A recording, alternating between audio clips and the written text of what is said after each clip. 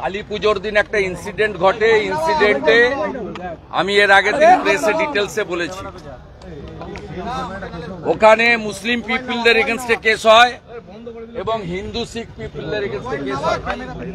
10 দিনের মধ্যে মুসলিমদের বেল করিয়ে দেওয়া হয়, যেহেতু তারা মমতা ব্যানার্জির ভোট ব্যাংক। আর 2.5 মাস পরে হিন্দুরা বেল পায়।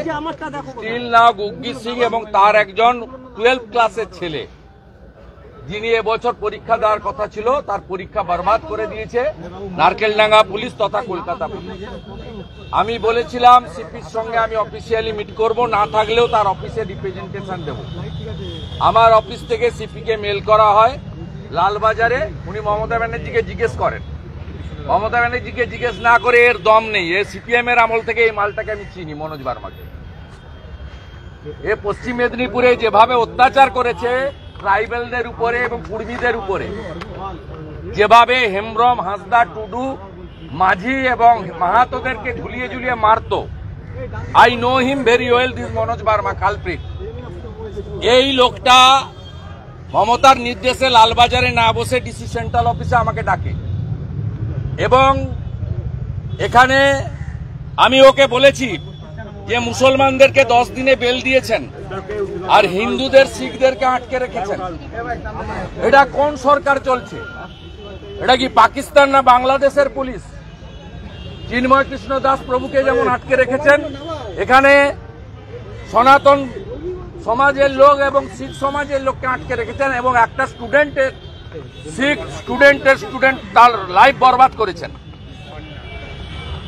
একটা কেসে বেল পেয়েছে, হাইকোর্ট কলকাতা পুলিশ নারকেলডাঙ্গা পুলিশকে কন্ডেম করেছে। আগামীকাল আরেকটা কেস আছে, কালকে আমরা কোর্টে দেখবো, নইলে হায়ার কোর্টে যাব এবং এই কেস যাতে সিবিআই কে ট্রান্সফার করা হয় তার জন্য গুগ্গি সিং এর পরিবারকে নিয়ে আমরা হাইকোর্ট এবং সুপ্রিম কোর্টে যাব। কলকাতা পুলিশের এগেনস্টে রিট ফাইল করব এবং সুপ্রিম কোর্ট পর্যন্ত যাব। এই জিনিস আমরা বরদাস্ত করব না। সংবিধানে ধর্মীয় স্বাধীনতা দিয়ে গেছে, মুসলমানরা যদি মাইনরিটি হয়, শিখরাও মাইনরিটি। কলকাতার উপরে দাঁড়িয়ে পশ্চিমবঙ্গ পুলিশ কলকাতা পুলিশকে দিয়ে শিখদের উপরে এই ধরনের অত্যাচার আমরা মানি না। তাই আমরা বুকে গুগ্গি সিং, যাকে প্রেসিডেন্সি জেলে তার ছেলে সহ ধরে রাখা হয়েছে, লুধিয়ানা থেকে ধরে আনা হয়েছে। তিনি তার ধর্মীয় কাজ করতে লুধিয়ানা গেছিলেন, সেখান থেকে তুলে আনা হয়েছে। আমরা তার প্রোটেস্ট করেছি। গ্রেফতারের ক্ষেত্রে বেছে বেছে এই বৈষম্য এটা কেন হয়? এখানে মুসলিম লীগ 2 সরকার চলছে, অ্যাপিজমেন্টের সরকার, তুষ্টিকরণের সরকার। পাকিস্তানে সবে বরাতে 1 দিন ছুটি থাকে, পশ্চিমবঙ্গে 2 দিন ছুটি থাকে।